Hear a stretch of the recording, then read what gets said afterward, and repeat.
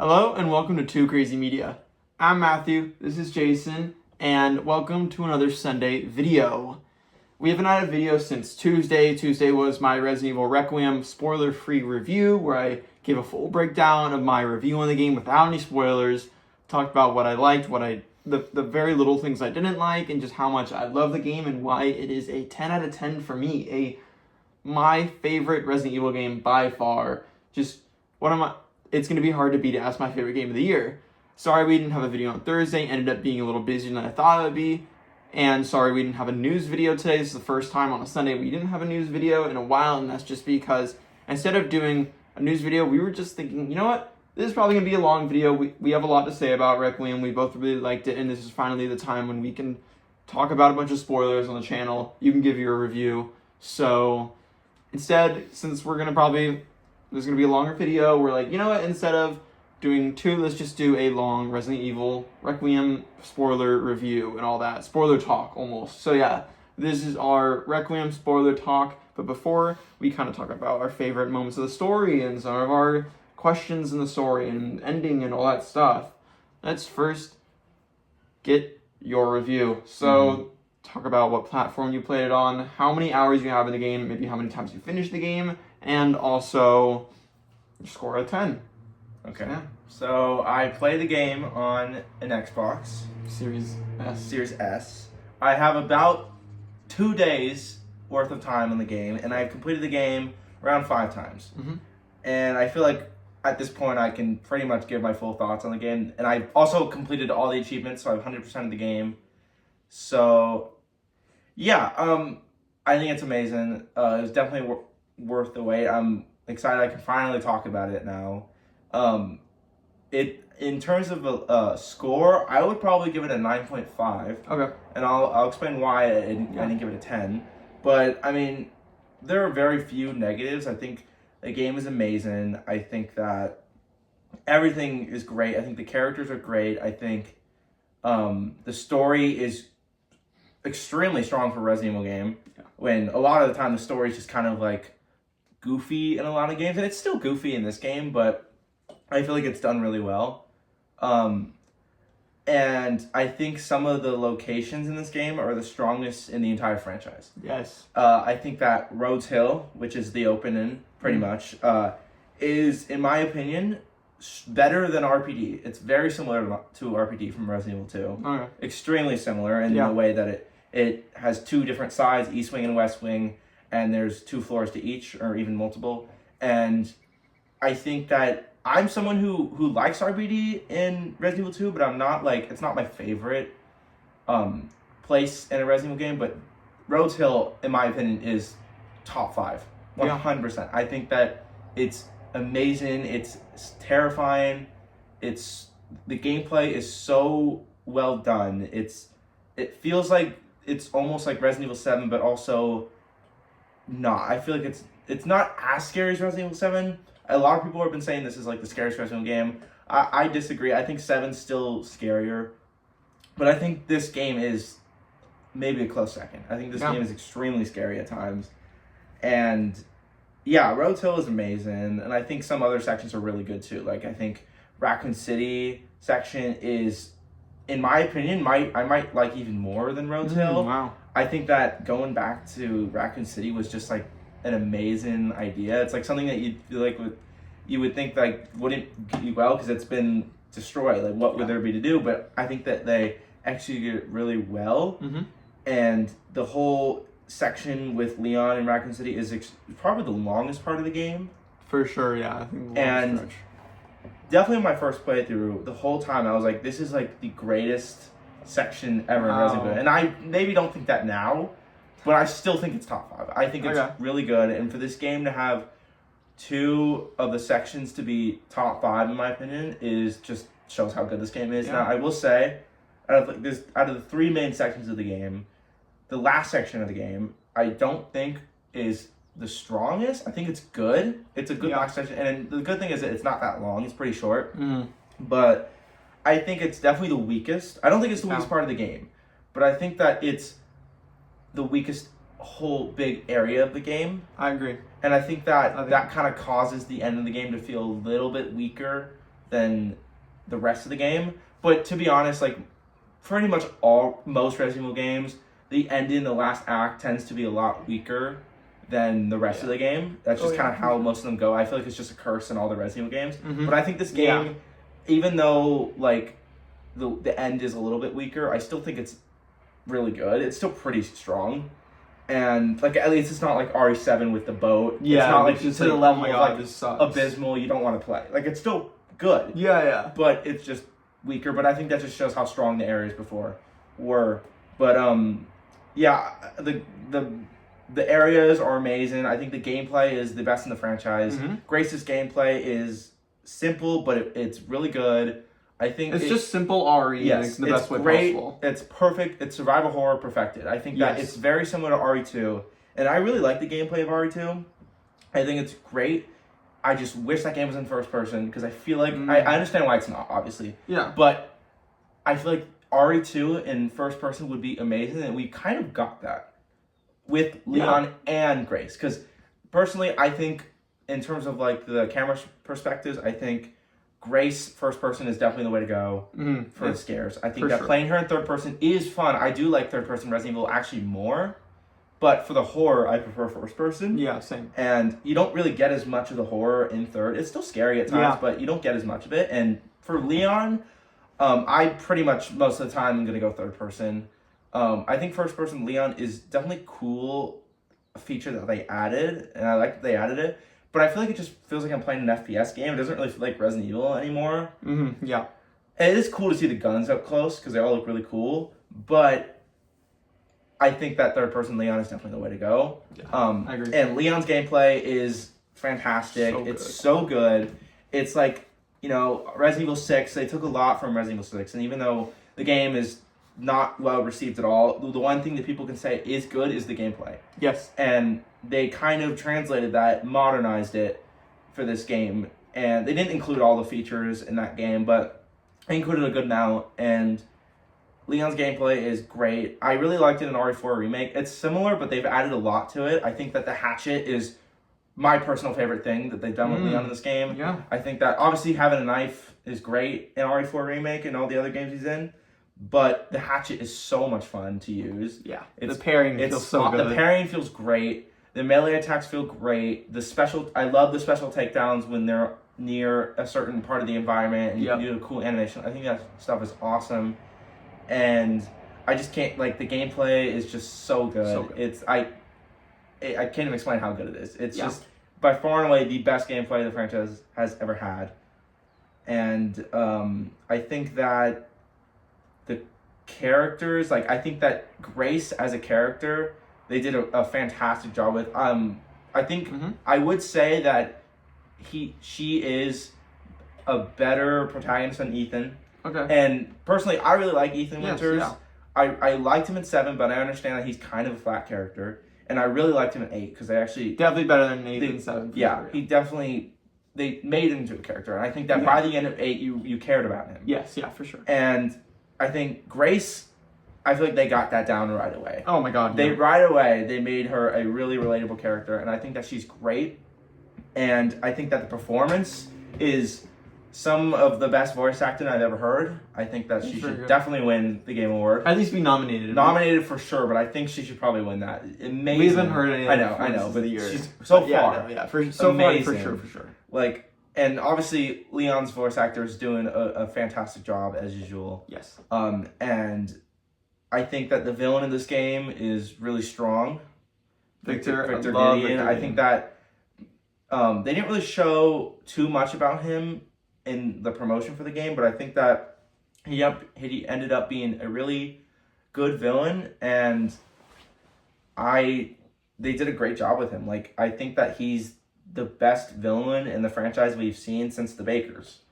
Yeah. And yeah, they did a fantastic job. Is there anything else you want to say? I think kind of just going off of everything you said and kind of just talking about it each one by one together, having conversations, that's kind of going to be what today's video is going to be. In terms of from how much I played from last video on Tuesday, my review, where I had about 16 hours in the game and I had finished it once.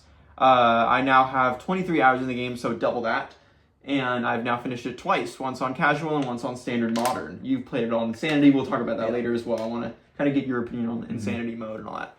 But yeah, so I finished it on both difficulties. Definitely some cool differences between at least casual and standard, with enemies being way more difficult, way faster when chasing you. It's a lot of fun. I definitely enjoyed it a lot on standard modern, just having more of that difficulty, because playing through casual first time, just trying to take in the story and all that stuff, I felt at some points it was a little too easy. While in standard, I was like, wow, the difficulty curve is like crazy all of a sudden, and it was a lot of fun, I would say. In terms of everything you said, I'm gonna give a strong statement here, and that's that in terms of locations in this game, I would argue Rhodes Hill may just be the best location we've ever seen in a Resident Evil game. Like, that's valid. I think the village in RE4 was like the one to beat for me, at least at first, because I love the village. It's so easily replayable in RE4. Like, I go back to RE4 and just play the village. Like, that's how replayable and fun the village part is in the game. And I think Rhodes Hill can be the same, where I just find Rhodes Hill to be so much fun. And I talked about this on my Tuesday review. I love the Resident Evil formula of the almost escape room. Like, formula of the game, where it is very much RE2, where you are in this massive escape room, where you have the East Wing and the West Wing, and you are going around, and like every Resident Evil game, you're doing puzzles, you're finding different keys to open different doors, fighting enemies along the way, and it's just a ton of fun, and it's such a formula that it has been in basically every Resident Evil game, and is just perfected in this one. It's the best one yet of the sort of escape room formula that is Resident Evil is known for, with grace. And it's just so much fun kind of going around Rhodes Hill, and it's scary in places, it's really creepy, it's also really beautiful in other places, and kind of funny in some other locations, especially when you deal with enemies like Chunk, which can be pretty silly at times. I think that there are sort of mixes of scary and crazy and funny and weird and all mixed together in one location that is Rhodes Hill. I think the story beats are good. I think the characters are great. Some of the while there's not that many puzzles in the game compared to maybe some other Resident Evil games, I like the puzzles that are in it. I think they are fun. None of them I'd say are hard. I didn't find any puzzles that I was like, I need to look that up. There was never any part of the game where I was like, I need to look up a guide for that. Which is, I think there's been in every other Resident Evil game, there have been times where I'm like, I should probably look up a guide for this, like to solve this. Wasn't in this game, which I kind of like. It made me, it wasn't too hard, but it also, like, I was still thinking and I was able to solve it myself. But yeah, I think Rhodes Hill is amazing. I could play it so many times. The slow, kind of playing, you can play Grace's slow, which is what I usually do. At least my first playthrough, I spent a lot of time in Rhodes Hill as Grace. Really taking everything slow, going through every room, getting every getting all the ammo, herbs, basically just completing it fully. And it was a lot of fun. In the contrary, though, you were talking about the third location, Ark, and how that's the weakest part of the game. And I would agree. And I would say one thing I think Ark might be one of my least favorite locations of any Resident Evil game. The part where you play as Grace, going through Ark with the liquors, I just find it to be so weak and slow. It is such a part where you're at the end of the game. This is the last Grace section. You want this to be fun and crazy. You've spent the whole Rhodes Hill was getting to learn Grace and her gameplay. The basement of Rhodes Hill was sort of the skill check area of, hey, you just learned this, now put it to the test with the stalker enemy, and it's a ton of fun. Even though the basement is stressful, it's still a really fun location. Like, we kind of, like, both of us on going second or third playthroughs, we've both been like, oh my god, not the basement section. But it's still fun, you have to admit. Ark, though, I don't like that section as Grace. I like the Leon part in Ark with the hunk boss fight and all that, which we'll talk about later. But I don't like the Grace section in Ark. I think it is such a, you're going so fast, you just had this hunk boss fight. It's a lot of fun. You just went through RPD, some crazy moments, some crazy story reveals. It's firing on all cylinders. The foot is on the gas full throttle, and then you just slam on the brake in the Grace section, and not in a good way, I would say. I do have, like, I do disagree with you. So really? I agree with you that Ark is this weakest section, but and I do have another weakest section that I'll talk about. Yes. You kind of mentioned it already. But I think that, yes, the grace part with the Lakers is slow, but I think that it's on purpose because the whole middle of the game is all Leon. All action-packed Leon gameplay. And the third act starts with slow Grace gameplay. Like, by that point, you haven't played as Grace for hours. And I think it's fine that they give you another Grace point. Because I feel like, honestly, like, even though I know the gameplay's 50-50 between the two, it doesn't really feel like that. No. But I know it definitely is. Yeah. But especially on multiple playthroughs where I know where to go and I know what to do, Leon's parts feel longer. And yeah, for sure. I wish it wasn't like that, but at the same time, I don't mind the Lakers section. It is a bit slow. It is a bit frustrating to do, especially on harder difficulties. I find it to be even slower. Obviously, it's shorter than Rhodes Hill, but I find it to be slower than Rhodes Hill. Yeah. And I don't like that. I wish, like, I'm not mad about playing as Grace again. I was wanting to play as, like, the first playthrough, I'm like, gosh, when can I I want to get back to Grace. Like, I really love playing as Leon. Yeah. But I'm like, I kind of miss playing as Grace. It was fun. And so then going to that and, like, being like, oh, I'm so excited to play as her. And then taking it even slower than Rhodes Hill. I'm like, I kind of was like, up the difficulty level. Obviously, you'd want that difficulty level, which it is upped in Arc. But then it's also, like, slower. And I'm like, gosh, I wish it was quicker and harder. So that's kind of my one issue, is it's even slower. Because the game, by design in Arc, it wants you to take it slower with the Lakers being attracted to sound and stuff. It wants you to take it even slower just by design. Another thing, your big con. I know you have a big con. I have a lot of cons. How about you get into your cons? Yeah, okay. Yeah. So, even though I have a lot of, it's going to sound like I have a lot of cons, the game you gave it a 9.5. Yeah. So, So, my first con is that I'm not a fan of the basement. And even though it's still part of Rhodes Hill, and I still love Rhodes Hill, but the basement, for me, every time I replay the game, I'm like, oh, I'm going to try to get this done as quick as possible. Yes, yeah. And I really just, like, I think it's really scary. It's, in my opinion, like, the scariest part of the game, maybe. Oh, for sure. It's pretty scary. What jump scared me the most? Yeah, especially in the harder difficulties. It is hard. It is very hard. I struggled a lot with it. And I just don't like how slow it feels. I feel like it sometimes feels slower than the liquor part. Yep. Because you have to go. I feel like I don't like how you constantly have to take the power thing out, put it in somewhere, go back and forth. It was kind of repetitive. It's a lot of it.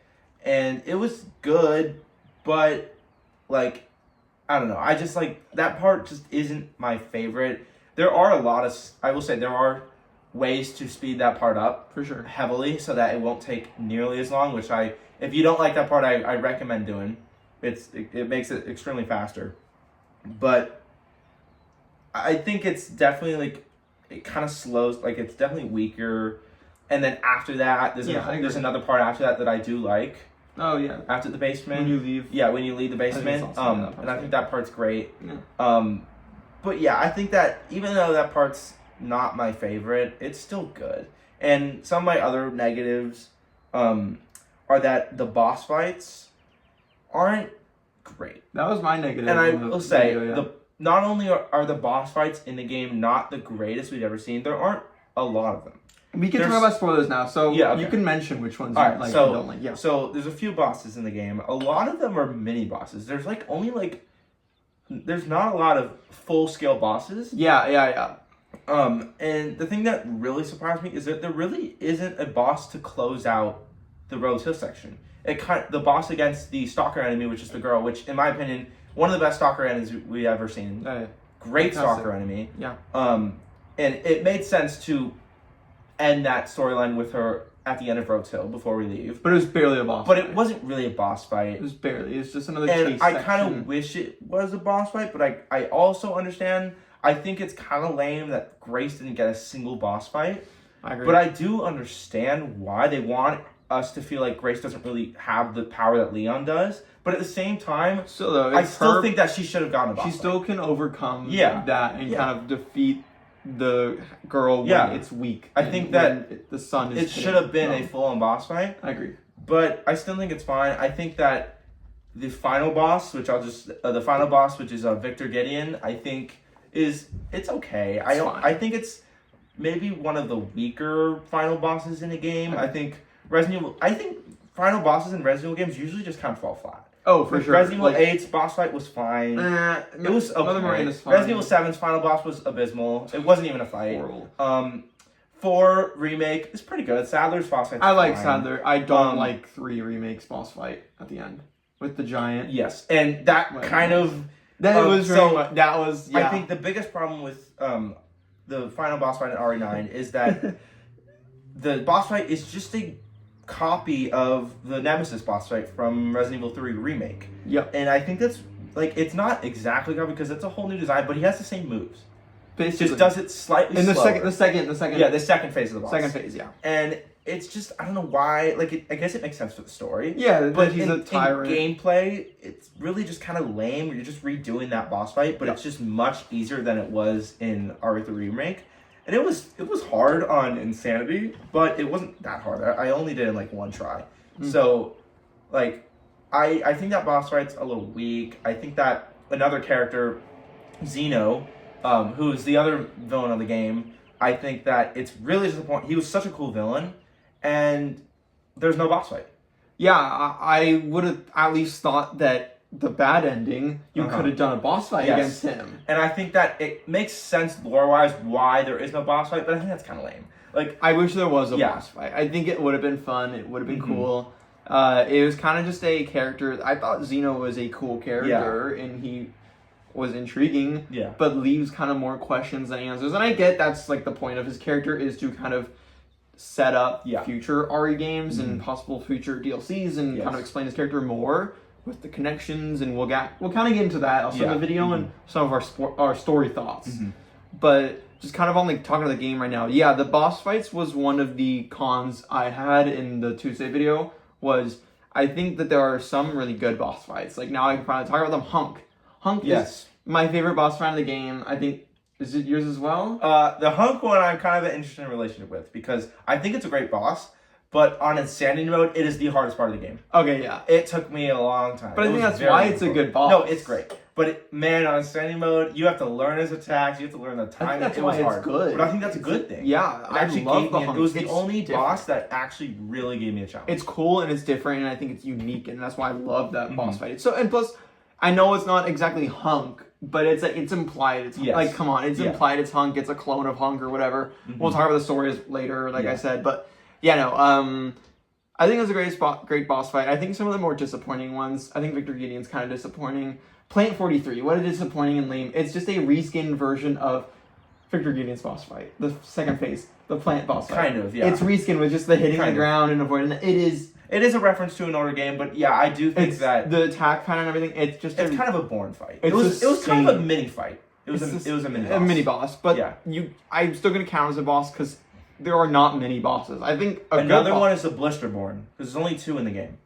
Yeah, they are technically those are hard. They're difficult, but I like them. I think they're really cool. They remind me a lot of Nemesis, the face and everything. I think they're design wise they're awesome, but that being one of the strongest mini bosses is not great. Yeah, not great. I think speaking of Nemesis, I think one of my favorite other than Hunk, my favorite boss in the game is Mr. X.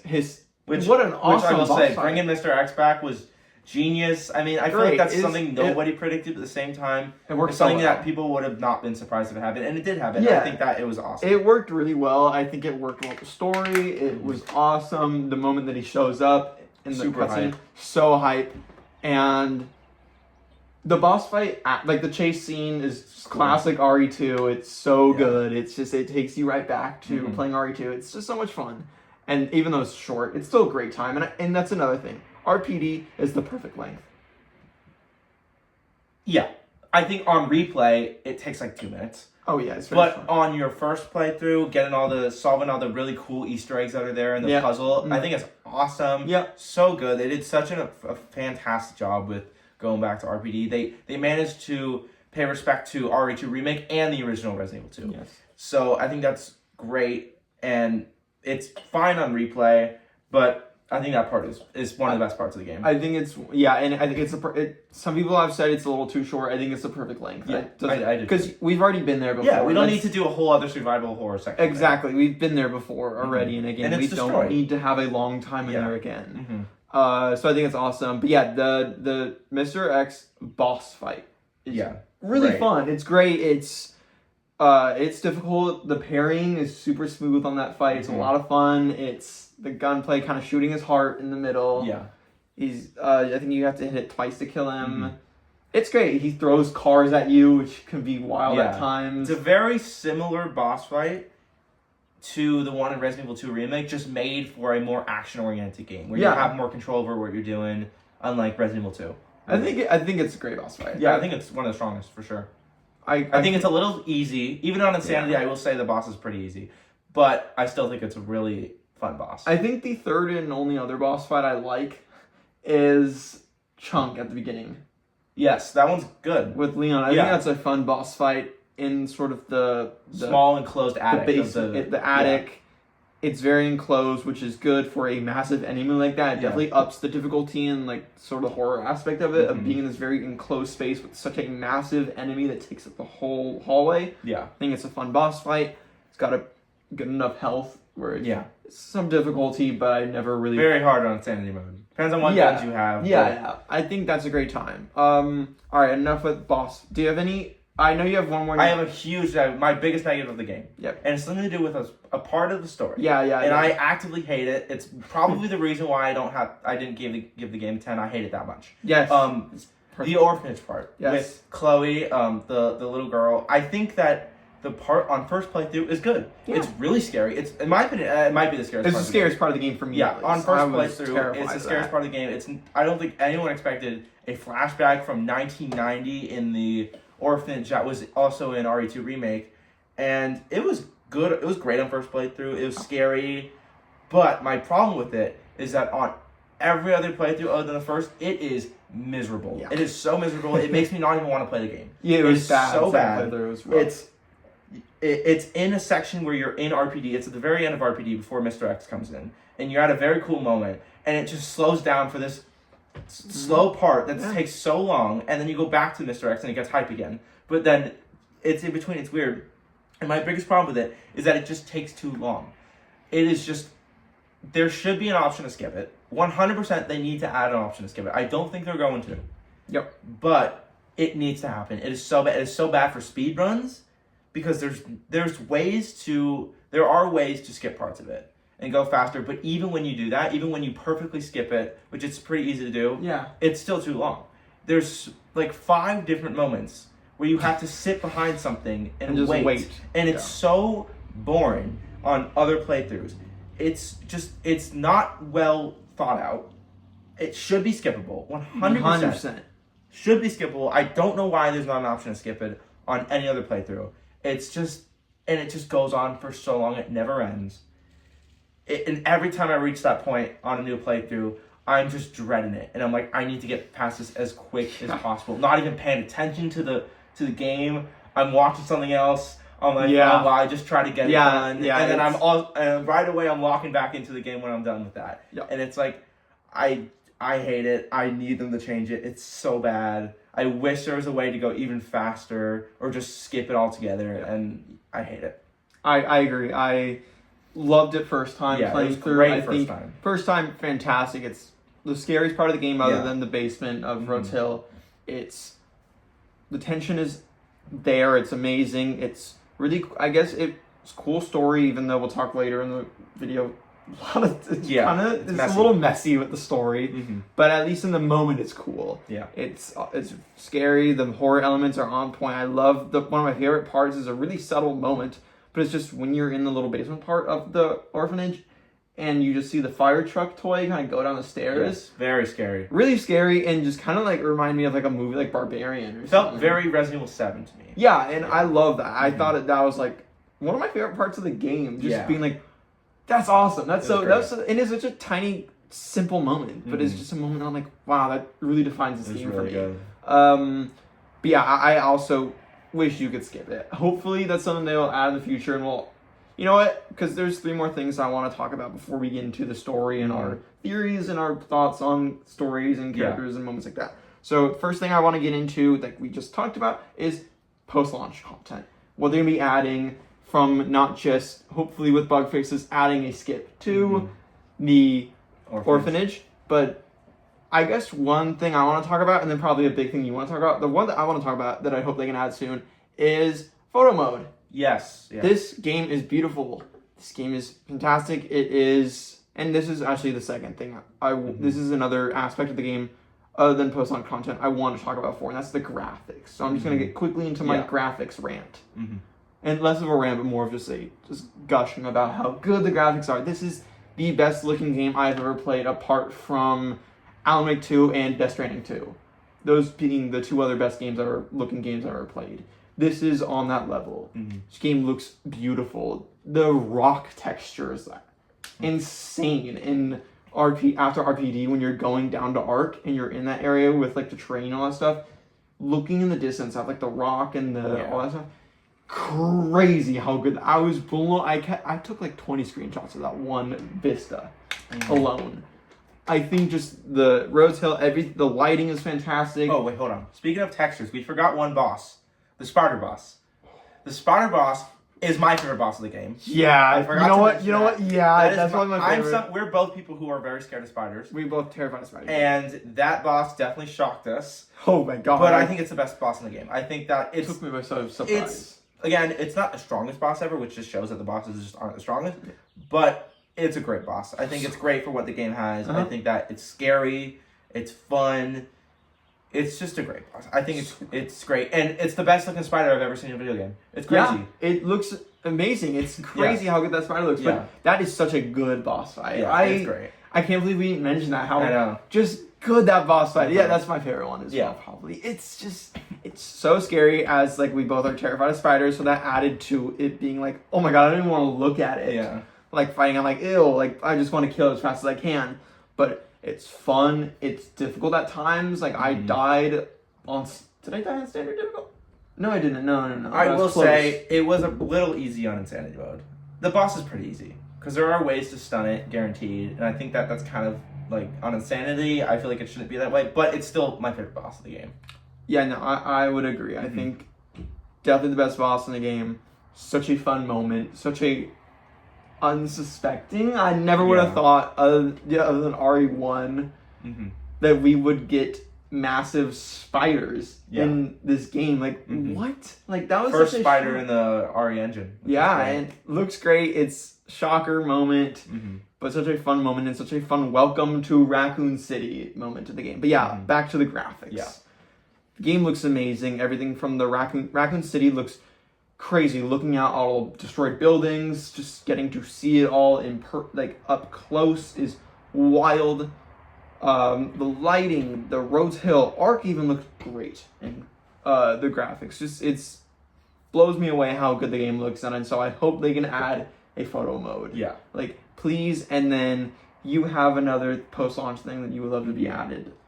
Yeah, first I think photo mode definitely be good. That was something a lot of people were not happy about. Because that got revealed like a day before the game came out that photo mode wasn't going to be in there. And I saw a lot of people not happy about that. And I definitely agree. I think this game is way too good looking to not have a photo mode. Even the character models look amazing. The character models are so You're going to give us the best looking Leon in an RE game that everyone says is so good looking and not give us photo mode? I think that's definitely something that usually comes to games post-launch. So that would be the next update probably. But the biggest thing that, other than DLC, which is obviously going to happen. That'll be in a few months, so I'm willing to wait for that. Yeah. But the biggest thing that I think that should be added within the next week or two, honestly, is Mercenaries mode. Yes. Or something like that. Because for the last Resident Evil game, which is RE4 Remake, Mercenaries mode was added about 2 weeks. So we haven't reached that point yet, but we're close. So, I mean, we'll just have to see. But I think Mercenaries definitely needs to be in this game. Or maybe some kind of other game mode that involves a horde of zombies, and maybe set it in Rose Hill, Raccoon City, and Ark.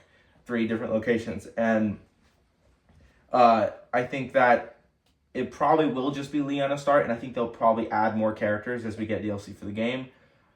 But yeah, I think that Mercenaries needs to be in the game. I think that The gameplay for Leon is way too good not to have mercenaries. People are addicted to the gameplay, and the people like me who have 100% of the game who don't want to keep replaying the game because we're like, we've done it too much. Who don't want to keep replaying the game want to play more as Leon, but there's not much we can do.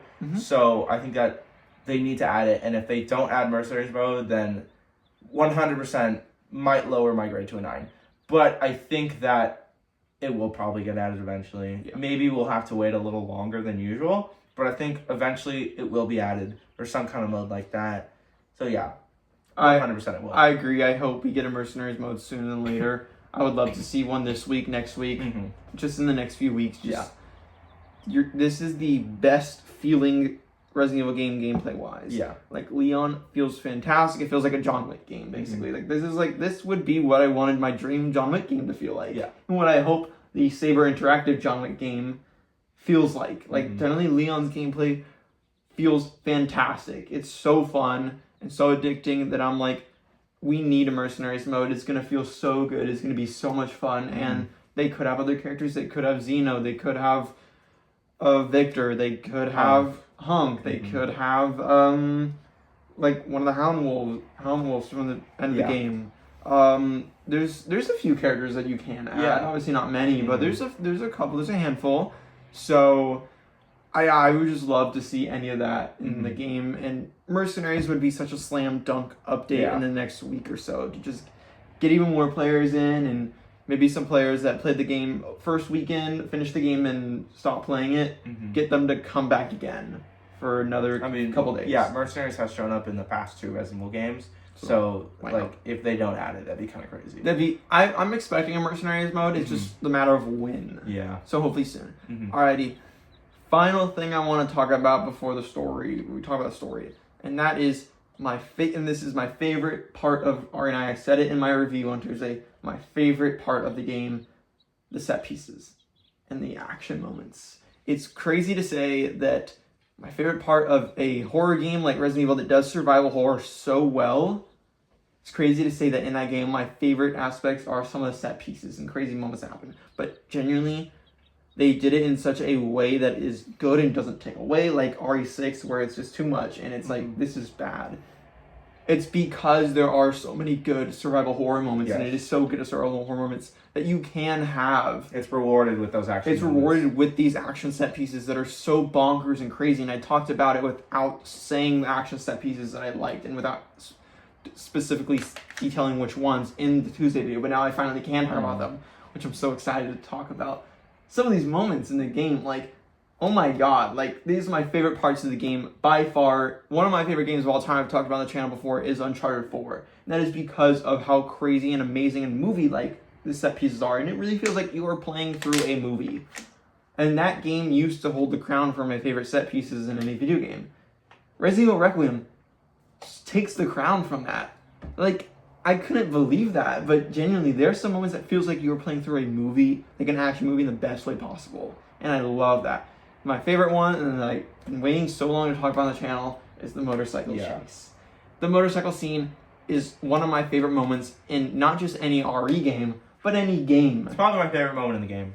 It's so much fun. It is so bonkers, crazy. I was freaking out on the edge of my seat the whole time, just going crazy. I loved it.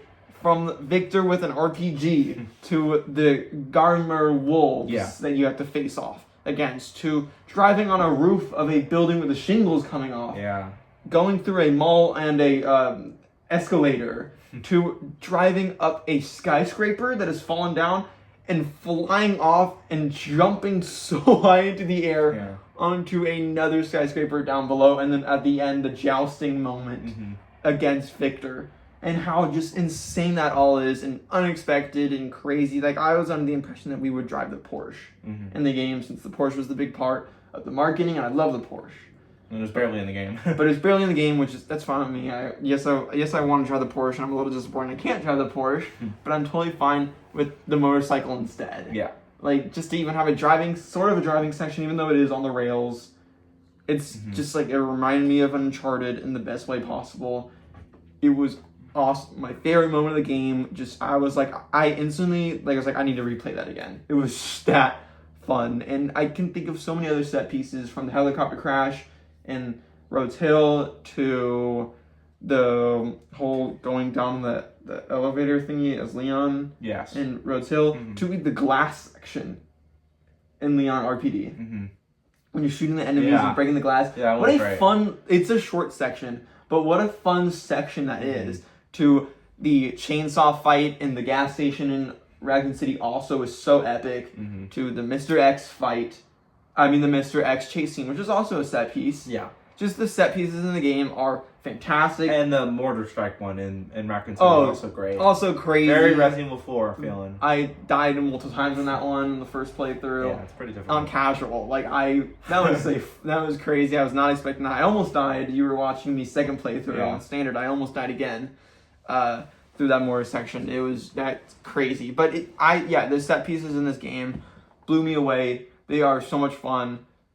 Do you have anything else in set pieces? I feel like you kind of touched on it all. I feel like it's some of the strongest in the franchise. I think that a lot of parts of the game, like the mortar section, feel very similar to 4 Remake, which isn't a problem because 4 Remake is a masterpiece. And that game, the part is similar, like the cannon. Yes, the cannon part section. I think that part is definitely much harder. That part is. I hate that part. That's one of my least. And that's funny because that's one of my least favorite parts. Oh, that's everybody's least favorite. I hate that part. It's just so annoying dealing with Ashley and then you constantly dying. This one, it was actually fun and it was hard, just like that one, but it was enjoyable. It was, and there are ways to do it. To do it easy. Yeah. But yeah, no, the set piece is just extraordinary. That motorcycle chase, it was great. It's gonna be hard for RE10 to beat some of that. I'm sure they're definitely gonna try to 100% if RE10 is what we think it's gonna be. When we'll talk about that right now once we get into the story. But if it's what we think it's gonna be, they're really gonna try their best to try to one up that. Which good luck to them because that's gonna be hard. That's just such a good moment of the game. Alrighty, finally the story. Let's talk a little bit about some of the story moments, some of the ending elements, some of the parts we were confused about, some of the parts we liked. Yeah. How about you start it since you're the bigger fan of lore and stuff? So, the story is good. It's better than I thought it was going to be because usually Resident Evil games have very messy stories. Yeah. And I think that we've been on kind of a streak with good stories. I think Resident Evil 4, fantastic story. It's so simple. It's not complicated at all. It's just such it's a perfect story. Village, I also think, had a definitely crazy, bonker story compared to RE7, but I really like 8's story a lot. Yeah. I appreciate they tried something extremely unique. Even though the game is similar in vibes to RE4, to Resident Evil 4, I still really liked it. But this game, I feel like, had a stronger story than Village for sure. I don't know about 4. Okay, yeah. Just because 4 is just, they did such a good job with it. It's simple but good. It's so simple, that's why it works. Yeah, exactly. And most Resident Evil games are just trying to do too much. The story definitely feels massive in this game. It feels very massive. Yeah. And I think that I like most of it. I think that the biggest story part of the game was bringing back a clone of Wesker. Yes. And introducing a character who looks like Wesker around the halfway point of the game, and it being this whole moment of oh my god, who is that? And he talks, and you realize that it's the same voice actor as Wesker in RE4 Remake. And then you realize, oh my god, this must be Wesker. And he just looks completely different. He has a whole cool-ass outfit on. And it's crazy. And then you realize, oh my god, Wesker was the secret villain. But then we find out that it's not actually Wesker. And the game does not even, they don't even acknowledge the fact that he has the same powers, same powers, same eyes. So it is 100% related to Wesker. It's a clone of Wesker, 100%. And there is even a line that Victor Gideon says at the end of the game that 100% teases to it. So that's kind of the closest we got. But in terms of the characters acknowledging that, nothing. Leon doesn't even acknowledge, and I know Leon's never actually met Wesker, but in lore he does know who he is. And yeah, definitely.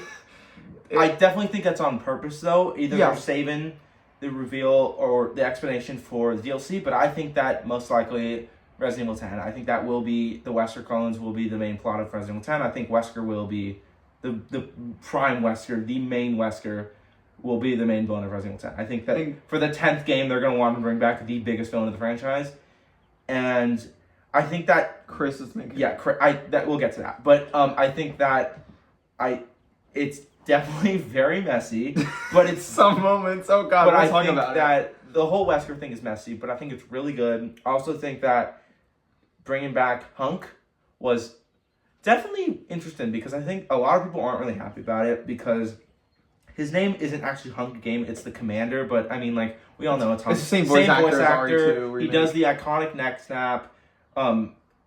He's also a detail in game that clearly was on purpose, is that not only is his hand infected with the same infection that Leon has, he also despawns after you kill him, and a thing is that on Insanity Mode, in that boss fight, there are actually enemies who come in after the boss fight, and it's very punishing. I died on that.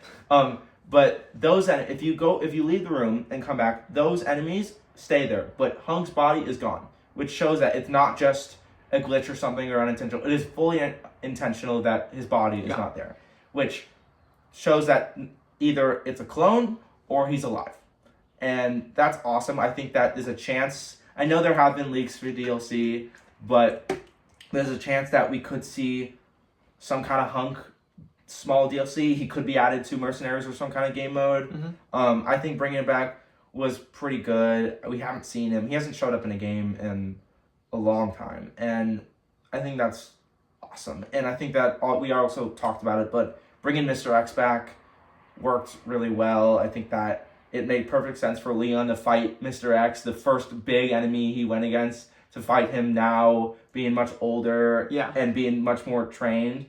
It was great.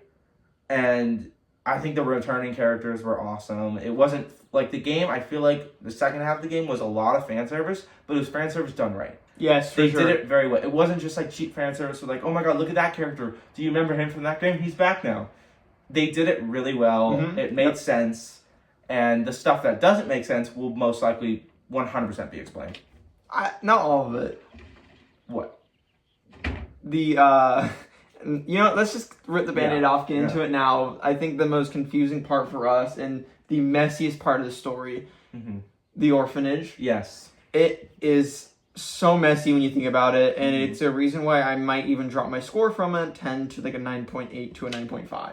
Is just how messy and confusing the orphanage part is. First of all, most players don't assume it's Grace until...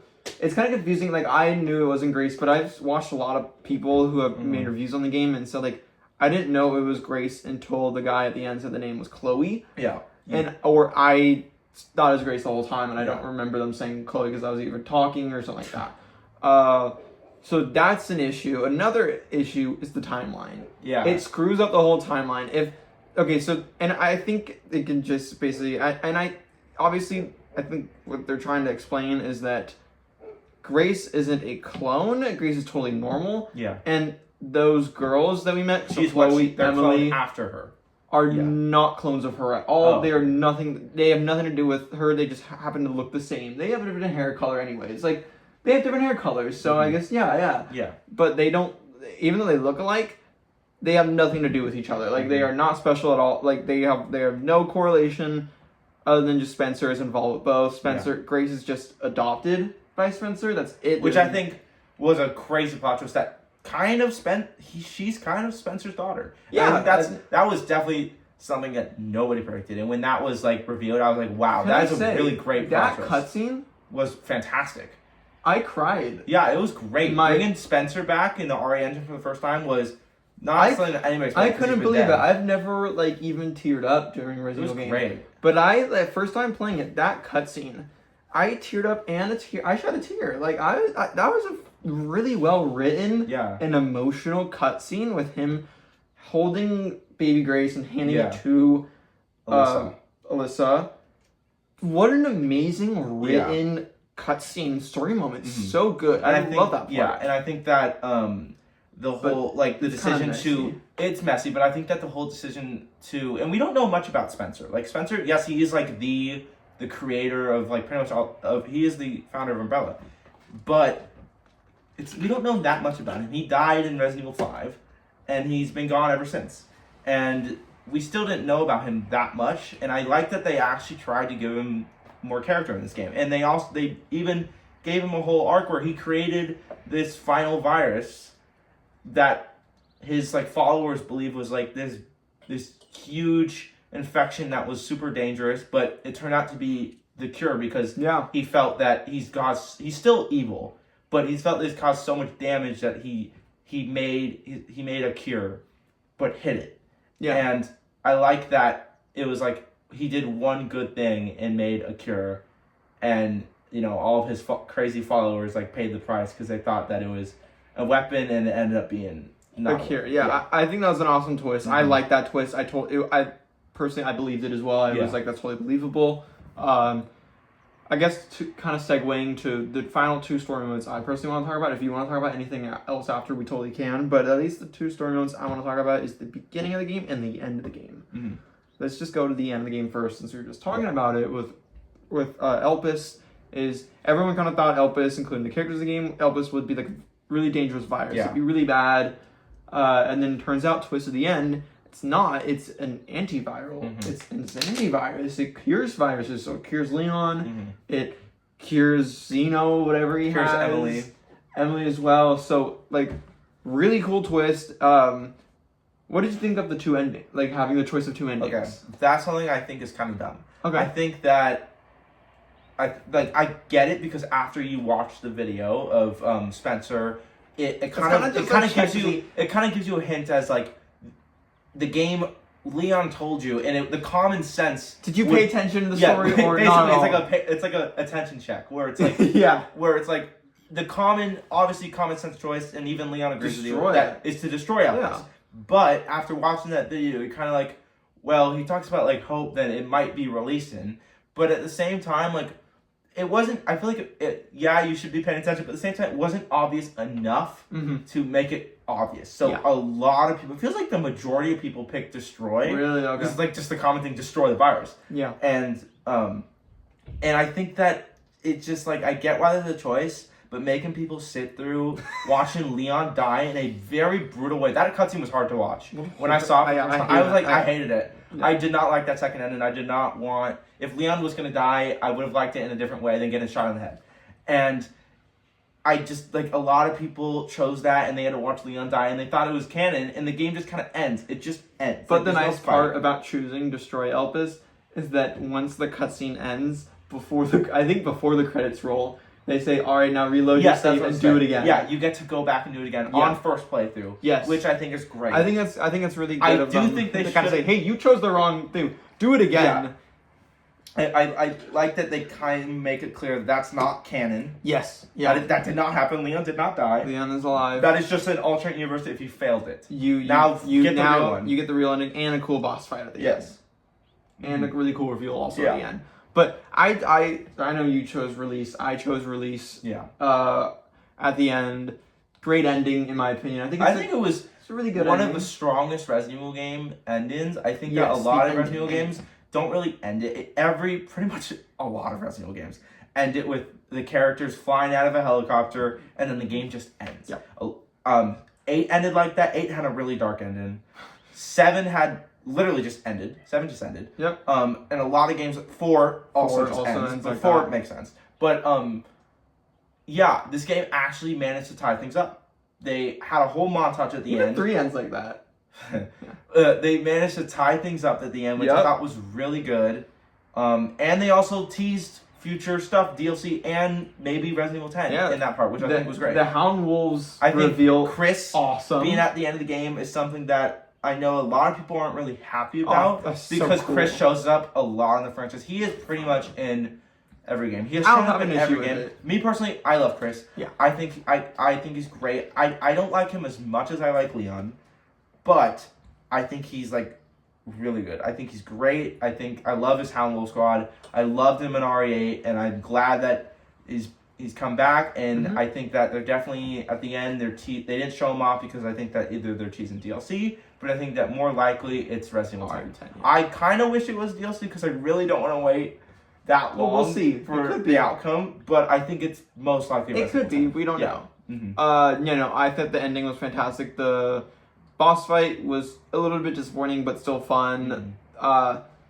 I thought the moment with Grace and Leon kind of just sitting together, thinking it's all over, there's no escape. Yeah. That was a great moment. Cinematography on point at that part. That part really shocked me. Yeah, it's super, super good, super well written, hit all the emotional points well. The Hound Wolves coming in, awesome. I was freaking out during that reveal. Yeah, that's something I did not expect. But I was like, hell yeah. They played the village theme in that part that came out. So cool, so epic.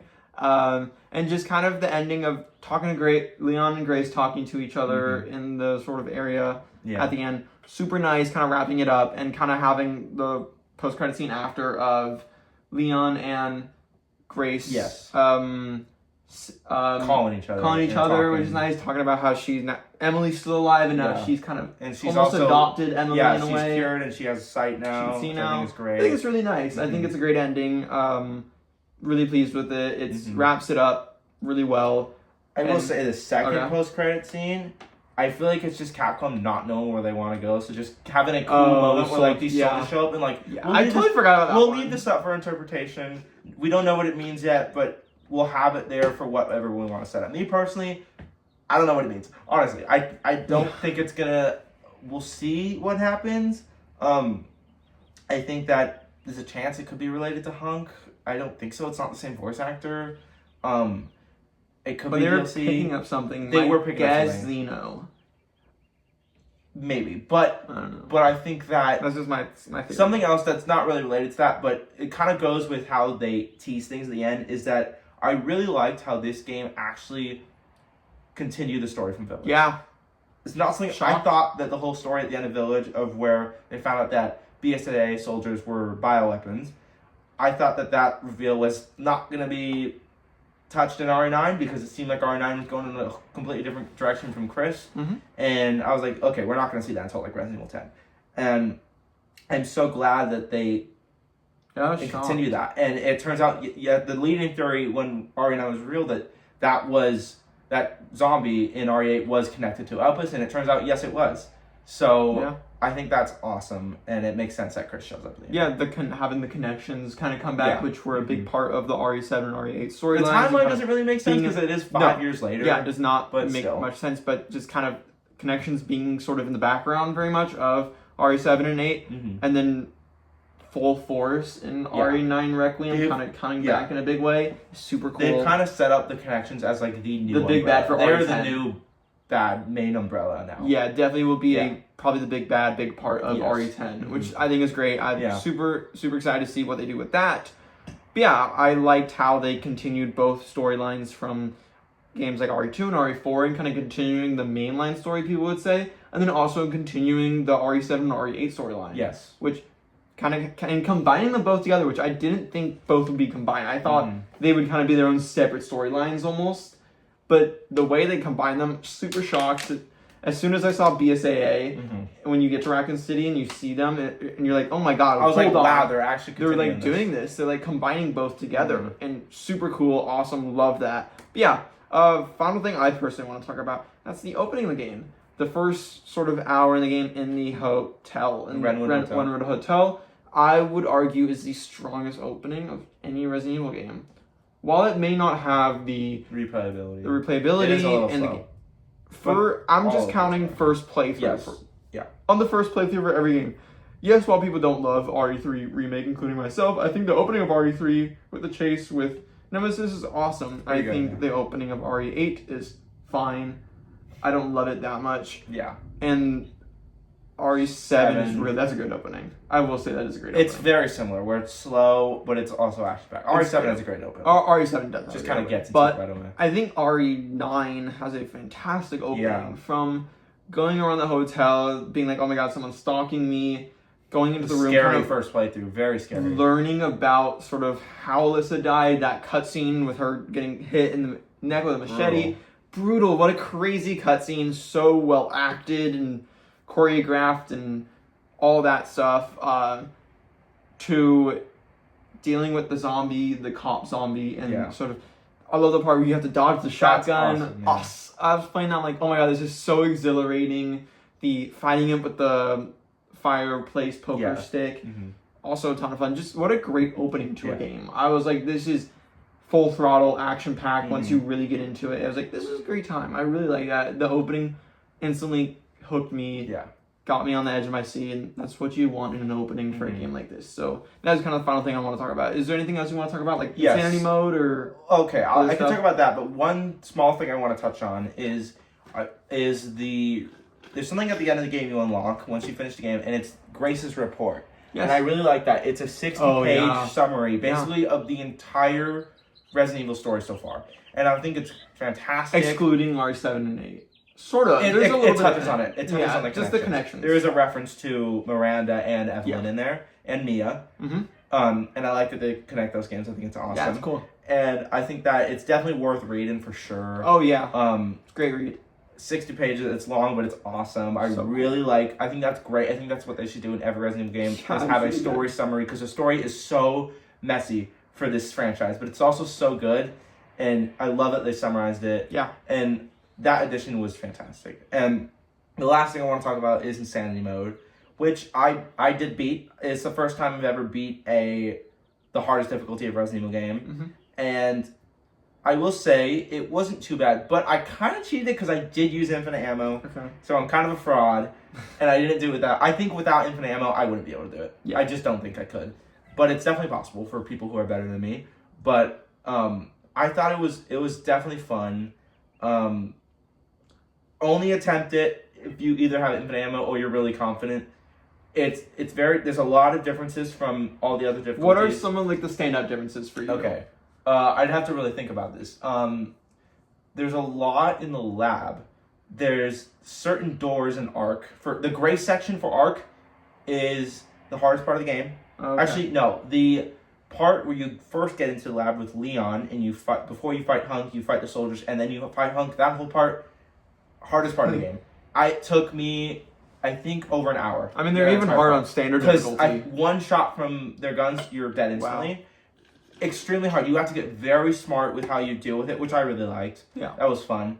Even with infinite ammo, it's still very hard. The Hunk boss fight, it's all axes. You basically can't use guns. Mm-hmm. So it was hard. You have to learn everything. It was hard, but it was fun. And then the Grace part it's hard, but it was miserable. I will say, the Grace part with the liquor was miserable in the difficulty. Everyone one-shots you. There's more enemies than usual. And that there's a door in one of the sections that can be used as a shortcut. And in Insanity Mode, that door is not usable. So you have to go through all of it. And there are more lickers and more zombies. And you basically can't shoot anyone, because even with infinite ammo, the problem with that section is there's no Requiem. Grace loses the Requiem in that part. Yeah. Which, because you have infinite ammo, the whole game as Grace is so easy, because easier than Leon's, because you have the Requiem and it just one-shots people, even on Insanity Mode. And without the Requiem, you basically can't kill anyone. So you just have to run around, stun people, and just pray you don't die. Mm-hmm. And it was very hard. It took me a long time, and I think it was fun. It was very challenging. But yeah, and then that was probably the hardest part of the game. I think the rest of the Insanity playthrough with infinite ammo was pretty easy. The boss fights, other than Hunk, were extremely easy, I will say. Okay. I think it's a pretty good difficulty. I think that without infinite ammo, it seems extremely hard. Yeah. Very hard. But yeah, I think Insanity Mode's really fun. I will say another thing is that the game is just really easy. Not only is the game too easy on casual mode, okay. Yeah, it's not easy as well. Very easy to 100%. You only have to do around 5 playthroughs. That's most RE games. I feel like most RE games are very easy. A lot of them are hard, because I feel like this is the easiest difficulty, highest difficulty that there has been. Like RE7 and 8, the max difficulty is so hard. And I think that the main issue with that is that it's way easier to unlock infinite ammo in this game. I think that it's too easy. It only took me around 3 playthroughs to get infinite ammo, and you have to do specific challenges that are the easiest, but they are pretty easy. You can do them on casual, which I think is a little I've even completed most challenges. Kind of unfair. And that's just through 2 playthroughs. Yeah, I think it's kind of unfair that you can do it in casual, but at the same time, I think it's too hard if you can't do it in casual. But I unlocked infinite ammo by my 3rd playthrough, and then my 4th playthrough was Insanity. So that definitely made it easy, and I think, and by now I've unlocked everything in the game, and it's a little easier than all the other Resident Evil games, but I still think it's pretty hard, and I loved Insanity, and I'd recommend anyone to play Insanity if they really want to do it. But it sounds miserable but fun. It's very hard, but it's fun. Yeah, okay. Final big question for you before we end the video is this your favorite Resident Evil game? I feel like this is something I've been thinking about, is that, like, my favorite was 4 Remake, and it was in my top 3 favorite games of all time. And I the more I replay this game, I'm like, I think I've replayed this game more times than 4, because 4 is just a much longer game. Yeah, like twice the length. Yeah. And honestly, like, I feel like I might need more time. Like, I think this is my second favorite Resident Evil game of all time. It might be my first. I think if they add Mercenaries this week, and it's great, then I think this might be my favorite Resident Evil game of all time. Yeah. But 4 is just really hard to beat for me. Yeah, no, I agree. 4 is maybe amazing. I have to go back and replay 4 now and see what I like more, but I think it's kind of a tie at this point for best Resident Evil game. What do you think? I would honestly agree. I think Requiem is my favorite. No, it is definitely my favorite. I can definitely say after playing it twice, having almost a day of playtime in it, it is my favorite Resident Evil game for sure. I love Village and I love 4. I think those are both fantastic games, and games that I love is just not just Resident Evil games, but just video games in general. I think they're both fantastic. But I don't have such a close connection with them other than Village. I do love Village so much. But Requiem, from the opening of the game to the ending, I'm like, I absolutely adore this game. This game is... I haven't had this much joy playing, this much excitement and joy playing a video game, and like, on this level. Like, most video games I play, I do have a high level of joy and excitement. That's just the person I am. And any video game I play, for the most part, if it is somewhat good, I will love it. But this game really was like... I loved it so much. And so yeah, it is my favorite. I'd say in like terms of rankings of RE games, at least like my favorite ones, I'd go like Village, 4, Remake, and Requiem.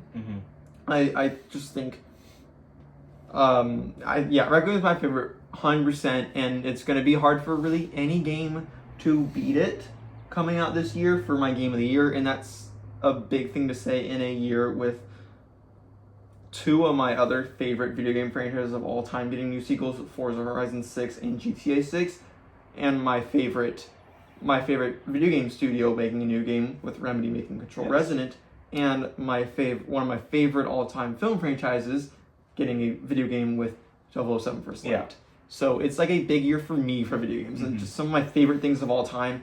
Getting video games this year, and still I'm like, it's going to be hard for any game to beat Requiem.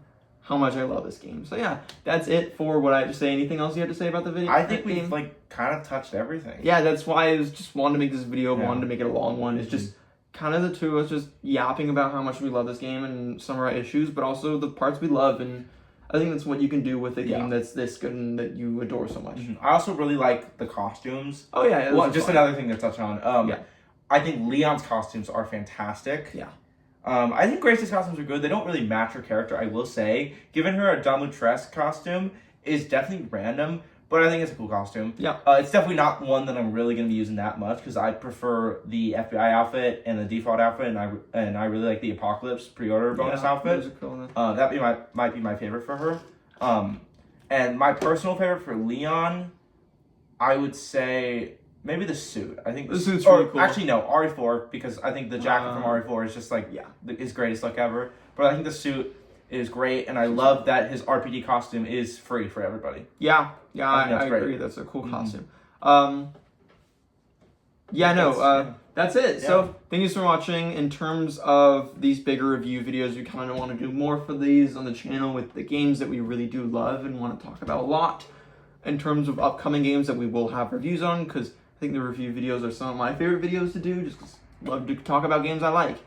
And so, like, upcoming games, Crimson Desert, coming out next weekend, definitely going to be playing that, going to give a review, even though it's a bigger game. Yeah. It's going to take a lot of time. That might be, like, a review in progress first weekend, and, like, 2 weekends later, like, a full review. I don't think you're going to be playing Crimson Desert, probably not. Yeah.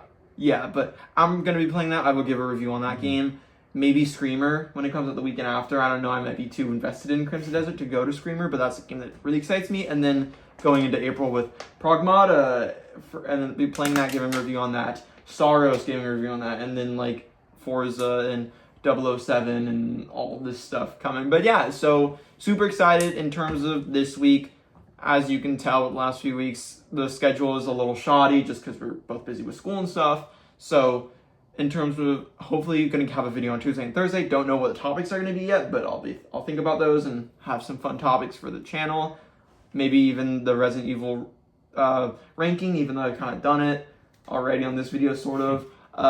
And then maybe a fun one for us to do on a Sunday. Yeah. But though next Sunday probably we'll be going back to the news and even do some news stories that we missed from this week that we just didn't talk about today because we want to do this instead. Yeah. So yeah, that's going to be all. Thank you so much for watching. And if you enjoyed, put down in the comments below your thoughts on Resident Evil Requiem, if you liked it, if you didn't like it, some story modes that we talked about. If you have opinions on that, if there's anything you want to talk about Resident Evil related, put it down in the comments below. But thank you so much for watching. Please like and subscribe, and see you later. Goodbye.